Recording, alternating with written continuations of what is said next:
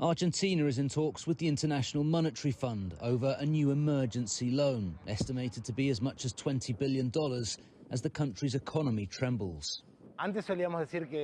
We used to say Argentina faced a major macroeconomic crisis every decade, but now those crises are coming faster. The last one was in 2018. In 2023, we were on the verge of hyperinflation, and now we're coming out of a recession and struggling to stabilize the economy with no clear end in sight. Libertarian President Javier Milei promises supporters he will bring an end to Argentina's economic troubles. Combating Argentina's rampant inflation rate was the primary economic challenge for Javier Milei when he took office as president in December 2023.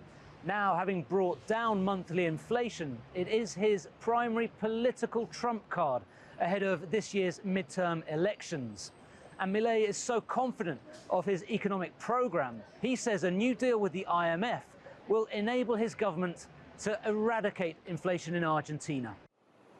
Yet, as the government controls the exchange rate to avoid inflation spiking, central bank reserves are falling.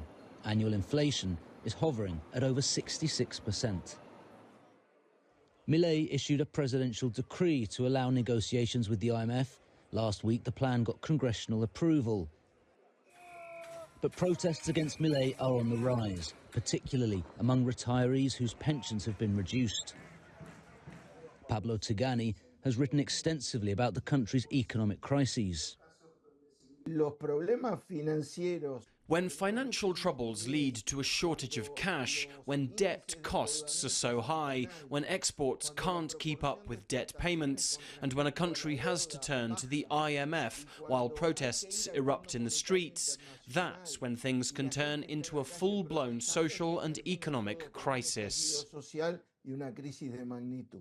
A recent survey by Zuban Córdoba, a public opinion research firm, finds over 68% of Argentines believe IMF loans have harmed the country. We have a long history of borrowing from the IMF. Unfortunately, it has never been successful. The issue isn't the IMF itself, but rather the Argentine economy. Ultimately, the solutions have been insufficient. This is a chronic economic stabilization problem. Argentina is the IMF's largest debtor. The country owes over $31 billion, according to IMF data.